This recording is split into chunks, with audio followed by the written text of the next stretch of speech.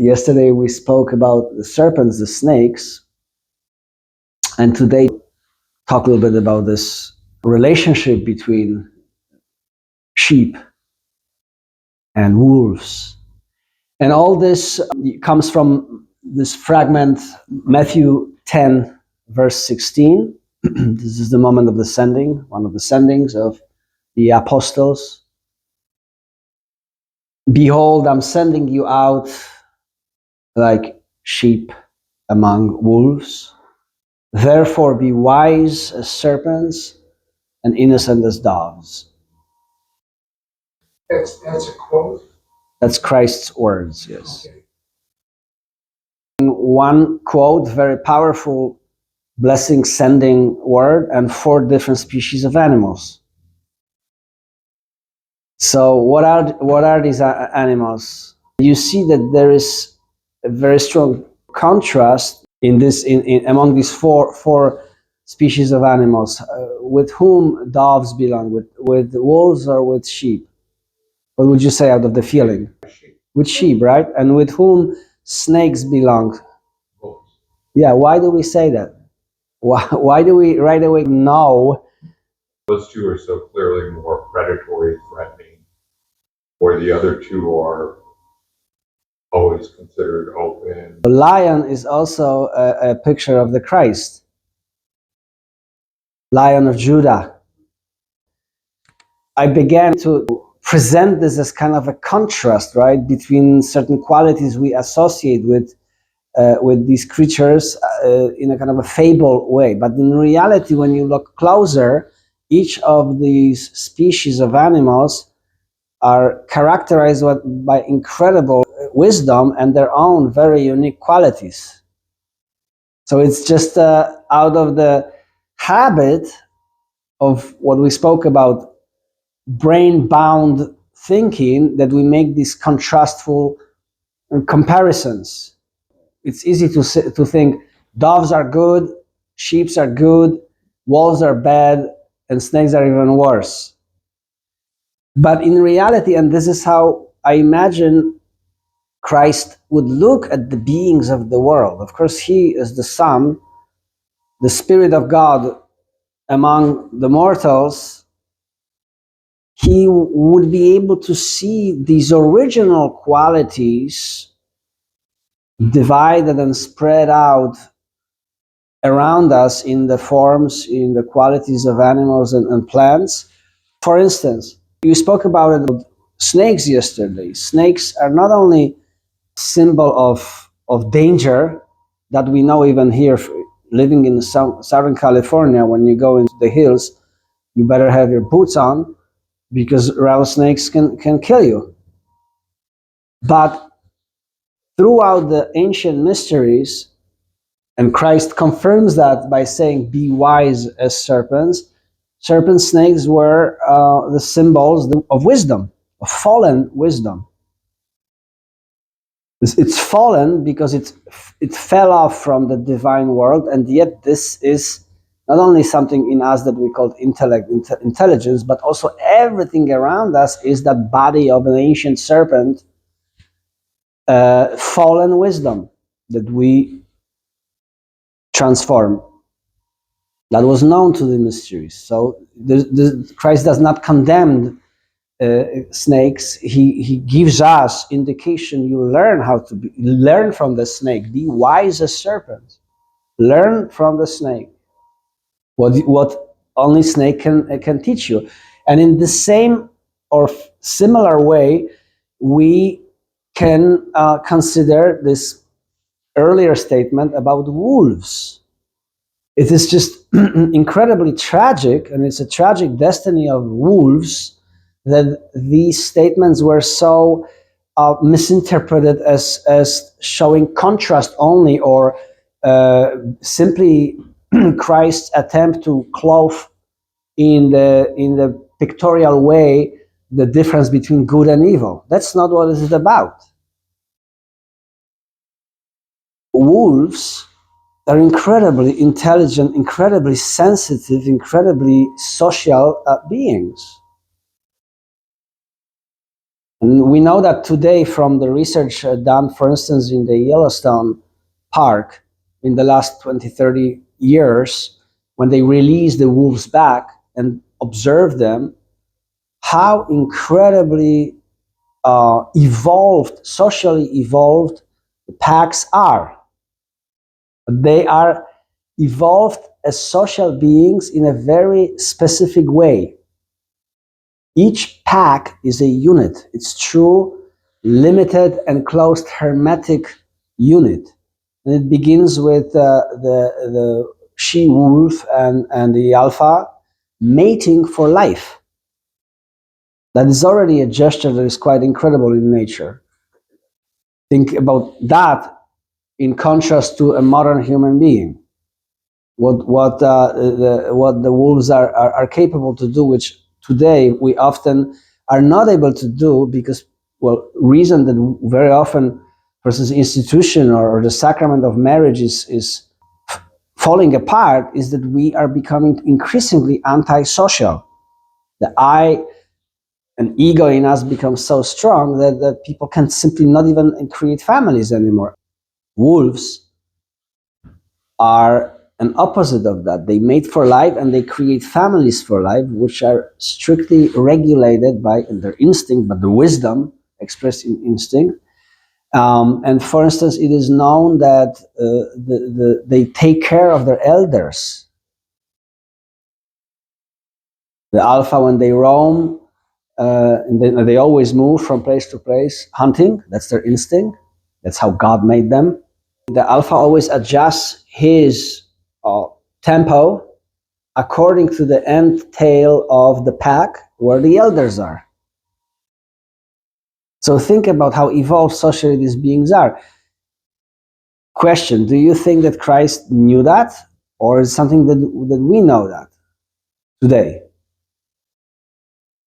I think, yeah, that's what we're trying to discover here. What I mentioned yesterday to John's surprise, that Jesus was the original Getianist, that he had that keen ability to observe nature around us. Why? Because unlike human beings today, he came from the same place where we and animals were still one. So imagine through the eyes of the Redeemer, Christ walking the earth in Jesus, how interested it must have been for him to rediscover, oh, so now I remember in paradise, I remember you, how you were, and now, oh, you are a dog, a jackal, or a wolf, or a mouse. Interesting also about serpents is the idea, especially let's say in California, the rattler,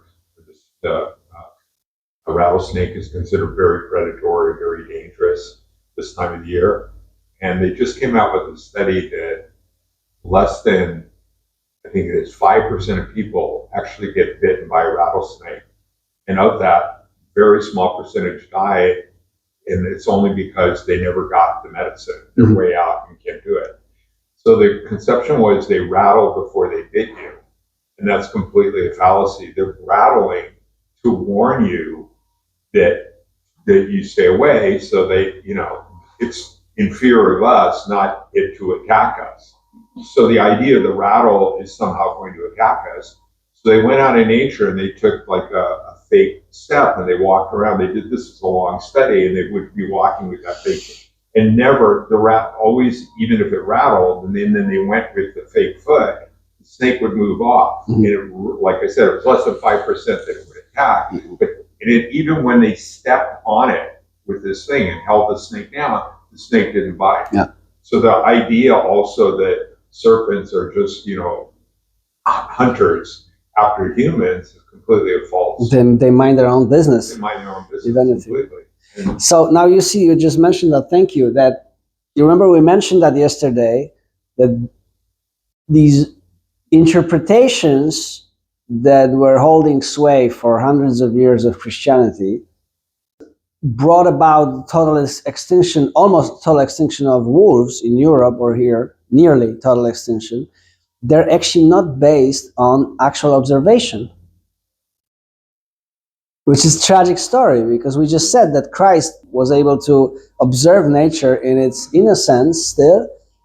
He would say those things and people would interpret them according to their own fears or preferences. Yeah. And sheep, for instance, in that regard, we have this association, it's a lovely being, but it is known to their lovely that they wreak havoc when they graze without control. Today, big herds of sheep can destroy entire ecosystems because they just eat everything. So now you see that what we ended up with yesterday, that there's a need of new mythology, as if we're generating new pictures. And the new pictures, new mythology, new lore must be pure thinking based. And pure thinking is, we pointed out, free of the bondage of the nerve system. So it's this what in anthroposophy we call etheric thinking. And what is this etheric thinking? It's always based on observation. Observation.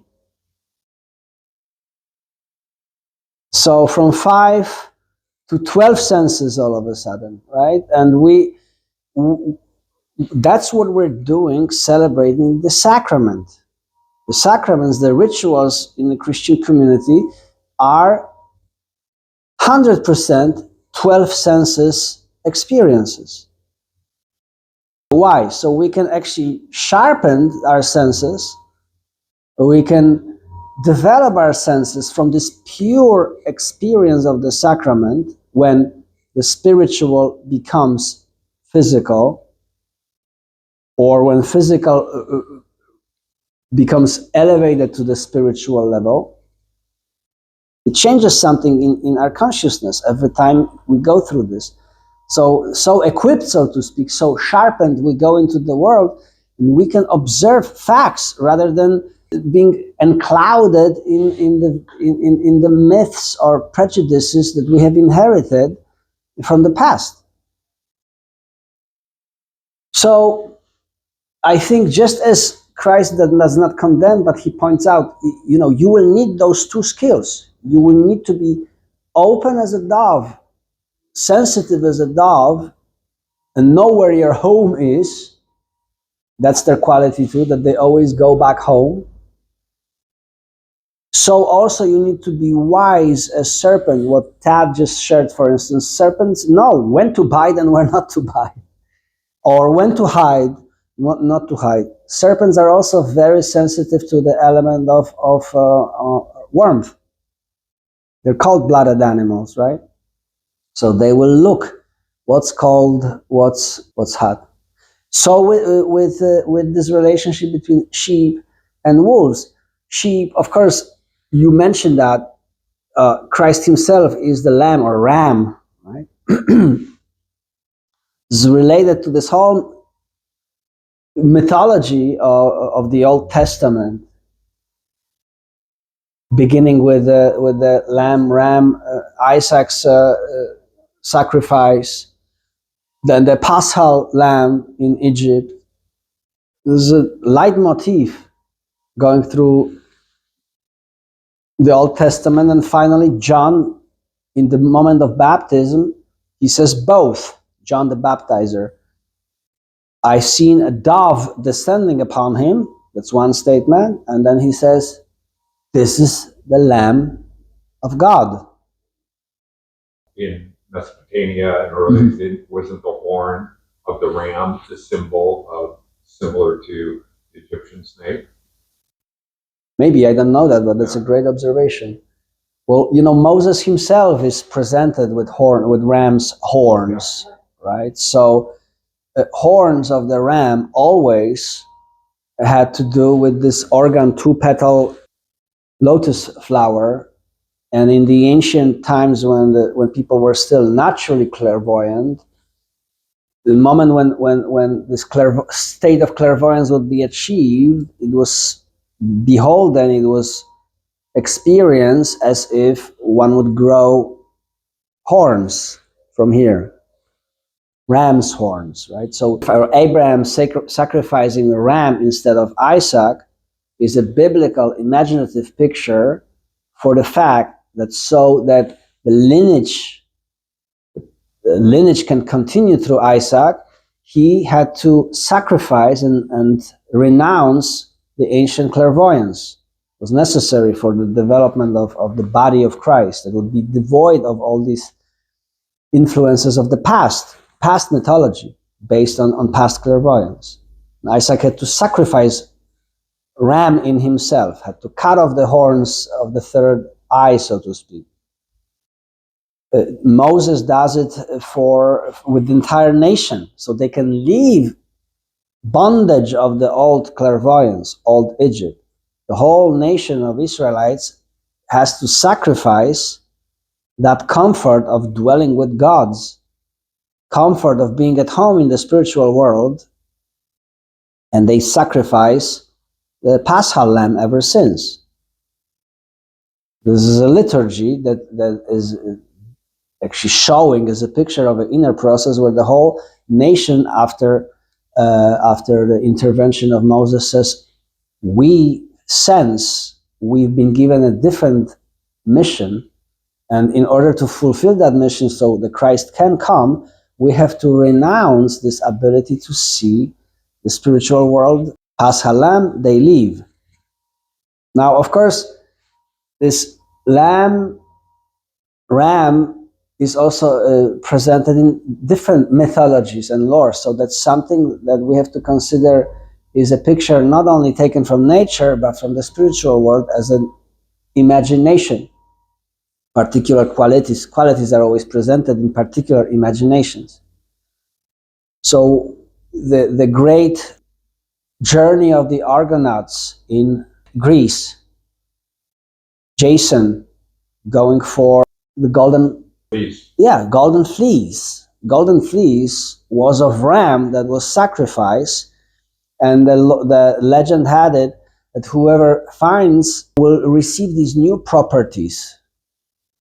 This is related, by the way, historically to the emergence of the impulse that later defined Europe as a civilization.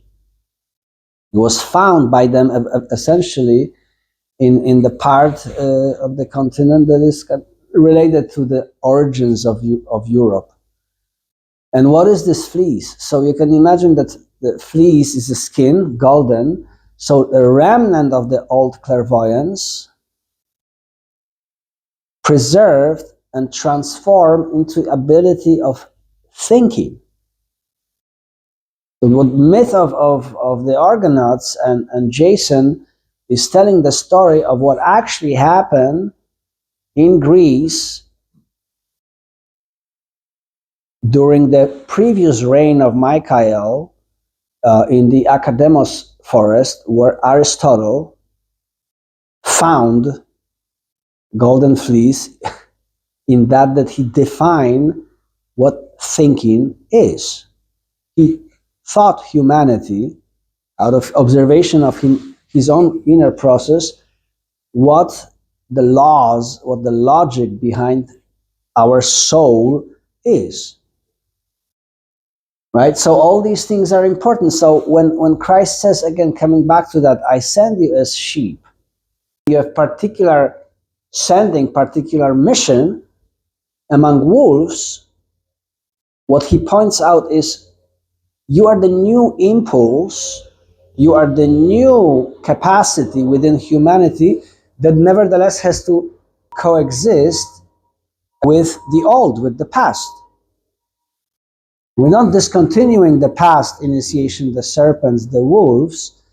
He's adding a completely new octave, completely new quality, completely new element into the human being. So if this is to be successful in the future, you still have to exercise both qualities, the past and the new. And it's interesting to think, for instance, about our sacraments, our liturgy, which was given to us from the spiritual world through Rudolf Steiner, that when he was crafting smithing those sacraments, he actually very strongly relied on the old forms. So whenever you have someone who's accustomed to a sacramental liturgy, Catholics or Orthodox, when they come to our services, they right away recognize, because they are similar, at least in their structure, in their basis, they still connect to the wisdom of the past. But in their content, in the experience, what we as community bring with actual prayer life that we pour into these old forms, old wineskins, that is something completely new. And with that, there is this picture, I think, of how we have to understand how Christ weaves the evolution. He's not a revolutionary; he is evolutionary. And evolution always takes something from the past and transforms it into something that will lead us into the future. And in fact, that may be even from a certain point of view, a definition of transubstantiation. Because so something can become spiritualized, you have to have a foundation, substance that always comes from the past. But that's Christ's gesture. And you hear it even in the communion part of our service. As you receive it from the Father and make it whole through the Spirit, the Trinity of the process.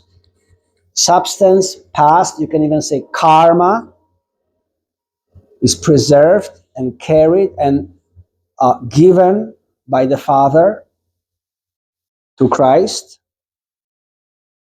the priest, the Lamb, and through His Spirit, it opens the way to the future. So healing can take place.